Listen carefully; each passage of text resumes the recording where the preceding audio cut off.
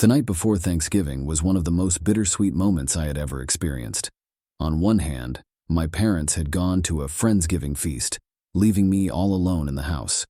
On the other, I could feel something stirring within me, a feeling that fate had something special planned for later in the evening. As soon as my parents' car disappeared down the driveway, a chill ran through me. I could sense a strange presence that seemed to linger in the air. I shook it off and tried to distract myself, but then I heard a faint scratching noise coming from the front door. Taking small steps forward, my heart raced with fear, and I felt like I was walking into a nightmare. I peered through the peephole and saw nothing but darkness outside. I sighed in relief, thinking it was just my imagination playing tricks on me. But as soon as I turned around, I saw a shadowy figure standing in the corner of the living room. My breath caught in my throat as I tried to make sense of what was happening. The figure started moving towards me, closer and closer, until I could see its twisted face. I wanted to scream, but my throat felt constricted, as if something was gripping it tightly. "What do you want from me?" I finally managed to croak out. The figure didn't answer. Instead, it moved even closer and reached out with a gnarled hand. I stumbled backwards, trying to put as much distance between us as possible, but I knew it was no use. As I backed away, I felt my foot hit something on the floor. I looked down only to see a rusty old knife lying there. Without even thinking, I grabbed it and held it out in front of me. It was then that I noticed something strange about the figure. It was almost like it was made out of shadow and darkness, as if it wasn't really there at all. The figure continued to advance on me, its twisted features becoming more and more distorted as it drew closer. I could feel its breath on my face, the stench of decay filling my nostrils. In a last, desperate act of self-defense, I plunged the knife into the figure's chest. To my surprise, the figure stumbled backward and let out a deafening scream that echoed through the halls of the house. The figure's scream pierced my eardrums like 1,000 daggers, reverberating through the house and leaving me rooted to the spot in fear. As the echo faded away, its body began to contort into a solid form, no bigger than that of a child. But it was not an innocent child.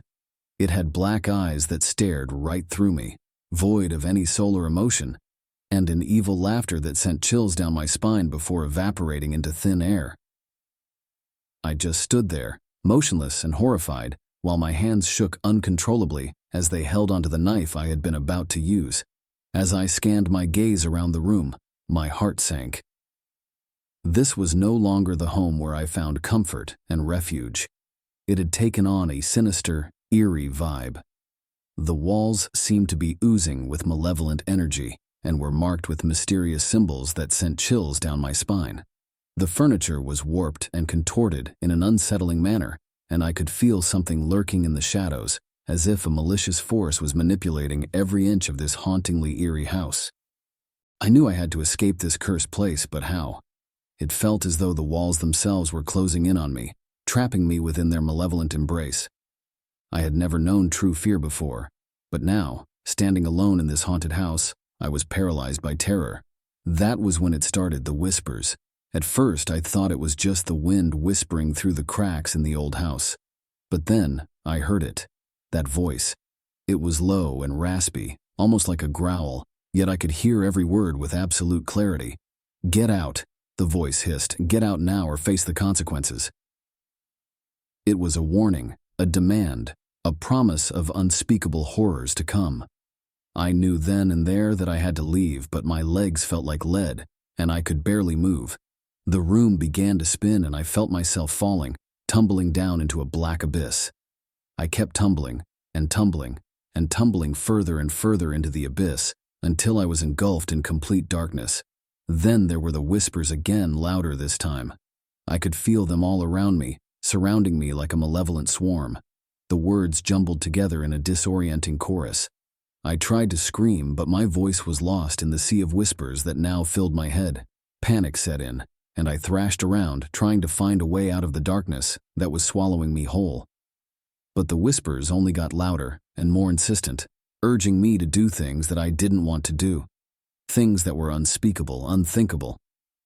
"Join us," the whispers urged. "Become one with us. Embrace the darkness." But I knew what would happen if I gave in. I would become like them, a twisted, malevolent creature fueled by nothing but hatred and evil. With a newfound determination and strength, I pushed against the darkness, forcing it back with all my might. The whispers grew quieter and quieter until they finally disappeared altogether, leaving behind only silence. I lay there panting, sweat pouring down my face, taking in my surroundings. I was in a small room with no windows, no doors, no way out. The walls were featureless and blank, and the only light came from a single flickering bulb overhead. In the corner of the room there was a pile of bones, twisted and broken in unnatural ways that made my stomach turn. I had never seen anything like it before, and a sense of foreboding settled over me like a dark cloud. As I tried to catch my breath, I heard a faint scratching noise coming from the walls. It was a sound I had heard before, back when the figure had appeared at the front door. I knew what was coming, and I braced myself for the inevitable. Suddenly, the wall opposite me began to crack and crumble, revealing a gaping hole that led to a dark, unknown space. The sound grew louder, until suddenly I was thrown forward by a powerful force, falling into the darkness below. For what felt like hours, I tumbled through the void, the air rushing past me as I plummeted further and further into the abyss. As I fell, I saw flashes of memories flashing before my eyes, the people I had loved, the moments I had cherished, the life I had known. And then I saw something else, a flash of a figure, the same one that had haunted me in the house, grinning down at me with a malicious glint in its eyes. As my descent slowed, I landed on a cold, hard surface, my limbs aching and sore from the impact. I tried to stand up, but my legs felt weak, as if they could barely support my weight. In front of me, I saw the figure again, its eyes blazing in the darkness like two bright stars. It pointed a bony finger at me and said, "This is your only way out. Find the portal and you will find freedom." Before I could say anything, it vanished into the darkness, leaving me alone with my thoughts. The only thing that kept me going was the thought of finally finding freedom from this place. I searched desperately around for any sign of a portal, but no matter how hard I looked, there was none to be found. Until suddenly, my foot brushed against something hidden beneath a pile of rubble. A small lever embedded in the floor. I pulled on it with all my might until it clicked open and revealed an elaborate door set into the wall before me. The figure had been right. It was a hidden doorway. I stepped towards it hesitantly and placed my hand on its cold steel surface before pushing it open with a loud creak. On the other side, I found myself standing in a vast meadow filled with lush green grass and bright wildflowers in full bloom. The sun shone brightly above, illuminating the landscape and making everything shimmer. In the distance, I could see my home, the cozy little cottage that held all my fondest memories. Tears of joy streamed down my face as I realized I was finally free from this dark world and back where I belonged. Slowly, cautiously, I stepped forward toward my home, feeling an overwhelming sense of relief wash over me as each step brought me closer to safety. As I reached the front door, I paused for a moment to take it all in before stepping inside and embracing the warmth that beckoned me from within. At last, I had made it back home.